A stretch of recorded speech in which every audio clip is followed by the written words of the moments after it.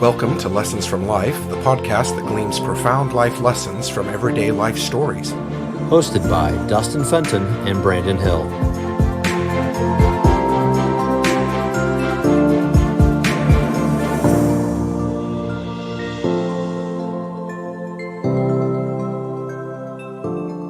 Well, hello, everybody. Today, Dustin and I are here with a longtime friend of mine, Aaron Morrison, who was a student at Indiana Wesleyan University while I was working there the first few years, and we've had a long-time friendship. So welcome to the show today, Aaron. Thanks so much, Brandon and Dustin. I really appreciate you guys making this time to talk with you. Aaron, why don't you start just telling us a little bit about yourself, a little bio, and then we'll go into your story after that. I am the Assistant Director of the Institute for Leadership and Service at Valparaiso University. I work as part of the chapel staff. I'm actually currently on furlough right now in the middle of this COVID-19 pandemic, so I have lots of time to do things such as this. I have been here since this past August. I've worked at a couple different institutions of higher ed over the years, places like Nebraska Wesleyan University, Taylor University. I have 2 master's degrees, one from Taylor University in higher ed administration, and then a master's in theology from Princeton Seminary, and then graduated from Indiana Wesleyan back in 2012. I work in student affairs and just love working with college students. So the story I've chosen to tell you all today is just the story of my first job search after I graduated from Taylor University in 2014 with my first master's degree. And the reason I wanted to share this story in particular is because for those people out there that know young people or work with young people who are entering their first stage of adulthood, and especially for those who are graduating from high school or college in the middle of this pandemic, which is creating a lot of uncertainty about the future for a lot of people, I thought I would share this story just as a story of encouragement in being able to overcome less than perfect circumstances. I was finishing up my time at Taylor University with my first master's and was excited about applying for my first kind of big boy job. First job as a full-time professional. And I was feeling a lot of different pressures at that time. I was feeling a pressure to myself that I had not wasted all this time I'd spent in education. Going to college for 4 years and then a 2-year master's on top of that. I wanted to prove to myself that I was going to make it count by getting my first job. I'd felt a lot of pressure to prove people wrong who thought I wasn't worthy of getting a job in higher ed. Like, for instance, my graduate assistantship experience was not that great, and my supervisor wasn't willing to give a job recommendation for me. And so that was a struggle I was trying to overcome. And then just a time of major transition in my life with relationships. So friends leaving, graduating, going on to other things, and the sources of relational stability just were changing quite a bit. And then I had some residual depression and anxiety that I was feeling at that time from the end of my senior year in college, dating through just that time at Taylor. Was just a time of just really a lot of change going on in my sense of self and sense of identity and where I stood with other people. And it was also a time where I was feeling a sense of inner conflict with my changing sense of my relationship to faith and social ethics at the time, my politics, which was also leading to even some conflict within my own family, with my parents. And so all these different things were kind of coalescing at the same time. And so I started job searching in February of 2014. And at first I thought, okay, I'm going to make this happen. Like I'm ready and raring. Like how hard is this going to be? And so I applied to the first dozen or so jobs and waited for a while and waited and finally got my first interview and was like, okay, this is my chance. Did the first phone interview and got rejected. And I was like, oh, that kind of hurt a little bit. Oh, I thought this was going to be easier. Kept applying for more jobs.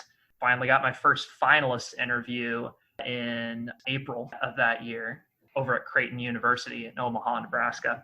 I was like, okay, this is it. Did the finalist interview. Thought I did great. on the interview, and I didn't get the job offer. So I had gotten myself all excited and hyped up, and it didn't go anywhere. So back to the drawing board. I graduated in May of 2014. Most people in my cohort, my graduating cohort, had gotten a job, and it was just down to 3 other people out of my cohort of 19, myself and 2 guys who I coincidentally lived with at the time. We all didn't have jobs. Kept applying, got another finalist interview at Southwest Baptist University in Bolivar, Missouri. Thought I did great in that interview, still didn't get the job. It was starting to be late June, July. I was getting pretty worried and got another finalist interview, University of North Georgia. Didn't get it. Cycle kept repeating itself.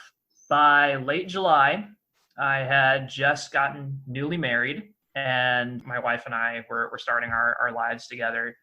She had a job. I was still looking for a job, but I was running out of time. Coming down to the end of the summer, I needed a job if I was going to work a job in higher ed before the school year started.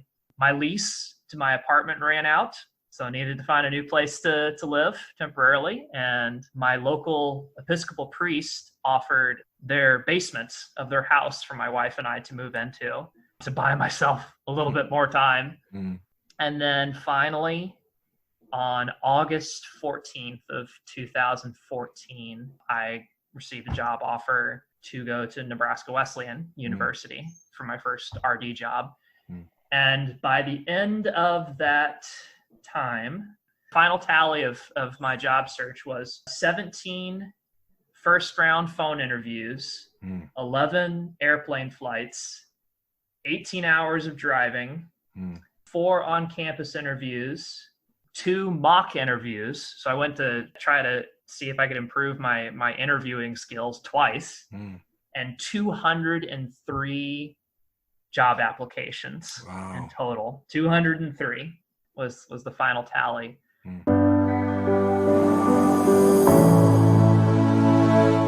During that whole period, I just went through this constant cycle of finding hope, finding a chance to be like, oh, is this the one? And then being disappointed constantly. And every time being disappointed, asking myself questions about my sense of vocation and calling and identity. And like, what if I'm not able to be a hall director? What if I'm not able to achieve this goal that I've been spending so much time trying to achieve? I learned some important lessons during that time.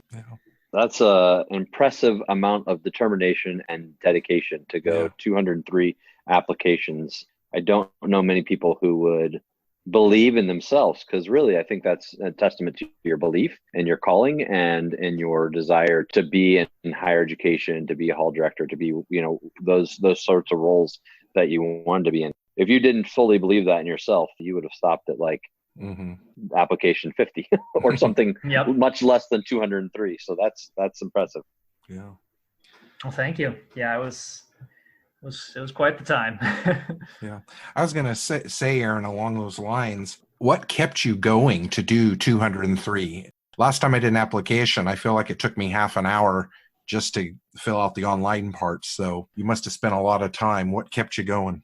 There's certainly the financial pressure of like, need to find a money source. There's certainly that motivation, but really, I think the things that kept me going was just, I didn't want to disappoint myself. I didn't want to give up because of how much time I had invested and how much I believed that I had something to contribute in this particular way and in the form of working in higher education. Like I believed that I wanted to be in that context and that I was going to keep going. There were plenty of times where I felt like, okay, it's time to give up. But something within me was just like, okay, I'm gonna keep going. I'm gonna keep going. God is faithful, and I'm gonna see what's gonna happen.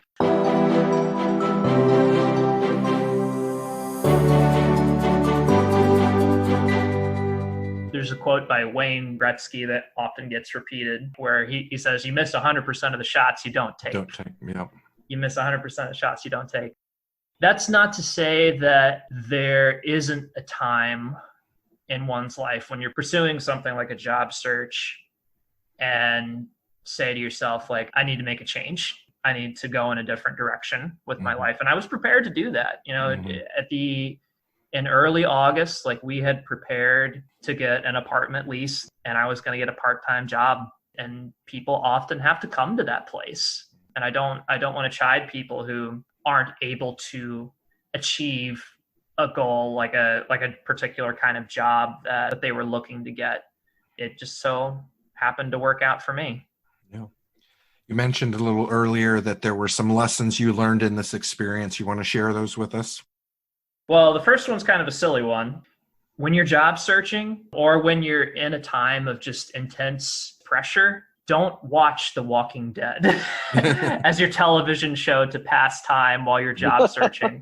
My daily cycle was go to Abbey Coffee, get a cup of coffee, sit down, apply for jobs. And then when I was in between that, watch episodes of The Walking Dead. Oh, no. Watching a depressing show about the apocalypse is not what you need when you're job searching. Right. So that's the one silly thing. The more serious thing is that your sense of vocation or your sense of calling does not necessarily equal your job description or your career description. It's your thing that, I think it's Frederick Buechner, or maybe it's Parker Palmer, that said it's that thing that you can't not do. So even if I had not gotten a job offer to be a hall director, I still would have found a way to live out my vocation and calling, which people can have multiple senses of calling. I still would have found a way to mentor and educate young people, because that's part of who I am. That's part of the sense of self that I desire to be. So I would have found opportunities for that eventually, even if my job description didn't necessarily lend itself to that. Yeah. That was an important thing that I learned. Another thing that was important for me that I learned during that time is that failure isn't fatal, but a failure to change might be. Might be. And by that, I mean, there were a lot of things I did wrong in that job search that I didn't, I failed multiple times. I mentioned I had to do 2 mock interviews. So like with every job rejection, I took some time to think to myself, okay, what am I doing wrong? What do I have to change? What can I learn from this? With the idea that as time went on, I would get better and better at applying for a job. So failure isn't fatal, but a failure to change might be.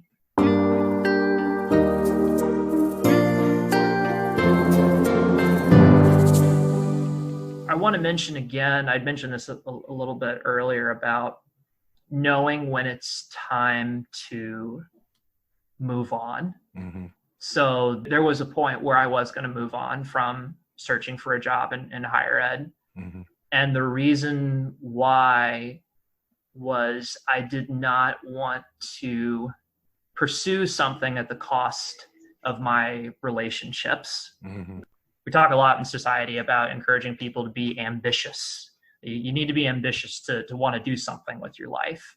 And the question I want to encourage people to think about is, are you so ambitious to leave a legacy that what you're going to leave behind is just a legacy of ambition that bulldozes over your relationships in your life?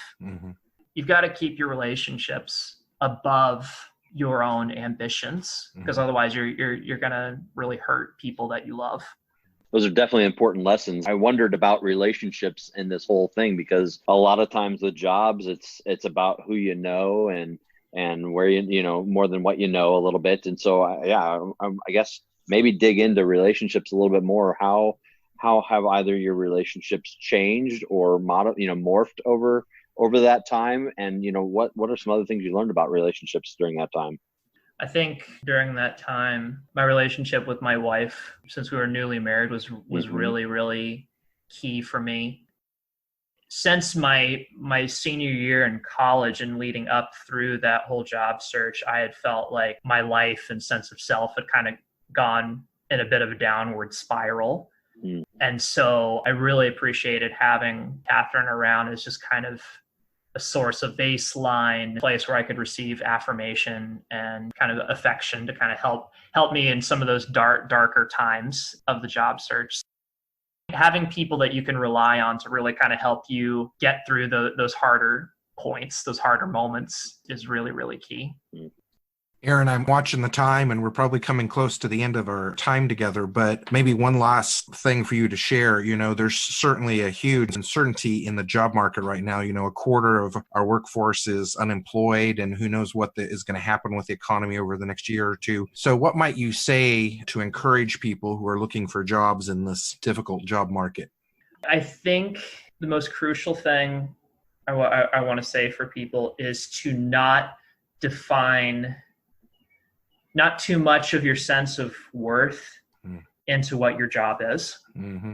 That's what I want to say. I think our culture and our society puts too much emphasis on your worth as a person as to what your job is. Mm-hmm. But I think the more important signifiers for a person is like, what kind of a friend are you? What kind of a husband are you? What kind of a wife, spouse, whatever that is. Those kinds of markers are ultimately much more important than the job that you are or are not able to get at the end of the day. Yeah. Well, Aaron, thank you for sharing that story and that encouragement. I think just a great example of sticking with it until you were able to get a job that you really felt was within your calling. Appreciate that story, and thank you for your time. Yeah, thank you both. This was great. Thanks for listening to Lessons from Life. We hope that you have learned a lesson today that will help you to be more fulfilled in life's journey. If you were inspired by today's episode, please subscribe and review. You can find Lessons from Life at lessonsfromlifeforyou.com. That is with the number 4 and the letter U. You can also find links to all of our social media on our website.